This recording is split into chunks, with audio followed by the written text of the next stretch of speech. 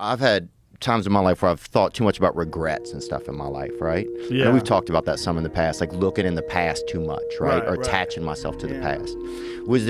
Has there been anything along your journey that you've kind of regretted? And then how do you deal with regret? I mean, individual choices and mistakes, yeah, but ultimately you learn from those. So, like, no.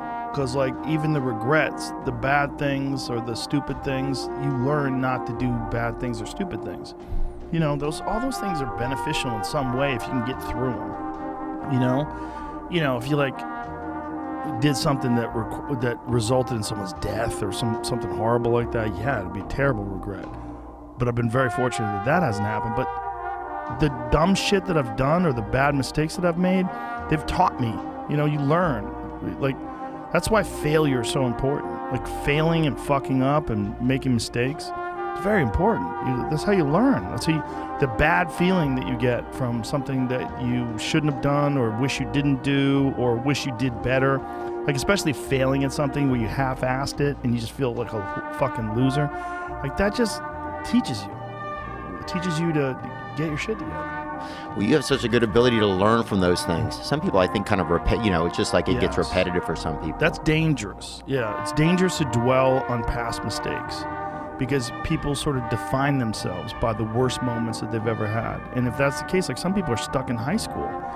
You know, they're stuck in failures that they had, like, when they were first getting jobs, and they always think that they're a loser, and they don't like the feeling of failure, so they keep low expectations so that they never have to feel that.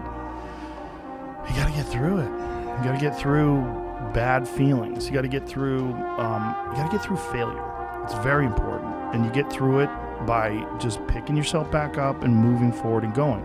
But it's hard for a lot of people because that sting.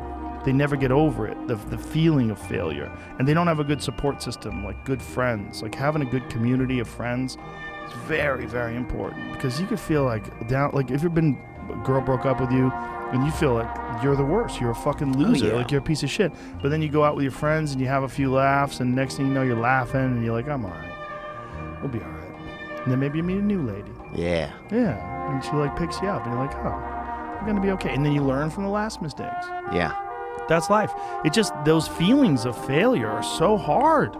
They're so hard to get over, and they overwhelm people, and some people can't get past them. And then every time some new thing comes up, when you have to rise to the occasion, you have to perform, you think about that time you failed, and it fucks your head up, man. You think, I'm a fucking loser, I can't do this, I'm gonna fail, I'm gonna fuck up, you know? Like bombing. Like, how many times have you had a bad set, and you're like, God damn it, I suck at comedy, I can't do this. I can't do this. I suck at comedy. That's just it. I just suck.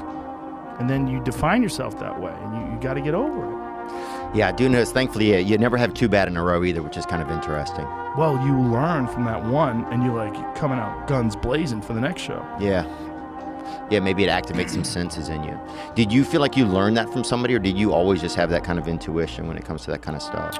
I think I learned it from martial arts, because you get your ass kicked, and like, you don't want to get your ass kicked again. You either quit fighting or you learn how to get a lot better, you know, and then you get your ass kicked in training, which happens all the time. And, you know, you learn from those mistakes. You learn, you know, like, maybe you were stationary too much, or maybe you telegraphed too much, or maybe you got tired and you haven't been doing your cardio. Like, those failures that you have from martial arts are so consequential because you get hurt.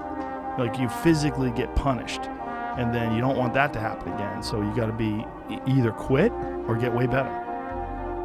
I like that. And that's great for a lot of my listeners. A lot of guys, you know, are just, you know, a lot of guys just trying to keep going in their lives, you know? Yeah, with everybody. And my listeners, your listeners, anybody who's listening to any people, just totally. People out there. Yeah. That's why there's so many self-help books. That's why there's so many motivational documentaries and motivational Instagram pages, is because people need stuff like that. They need something. And generally, the best version of it is coming from someone who's experienced fuck-ups and gotten through it.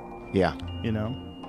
Yeah, I appreciate it, man. You know, you're like a kind of like a library. I was thinking about the other day in a weird way. You're like kind of like a library.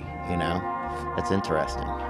How am I random? Because you just have all this information that's passed through you, and you're able to like kind of, you're almost like a cleaners at the cleaners. If you ask a question, then it goes and gets the information and brings it to the front, you know, and it's like wrapped up kind of. It's cool. That's funny. It's a nice skill, man. Because I was even listening to an old episode of ours, and there was information and like kind of suggestions and guidance you share with me in there that were still resonating with me today. So it's just pretty cool.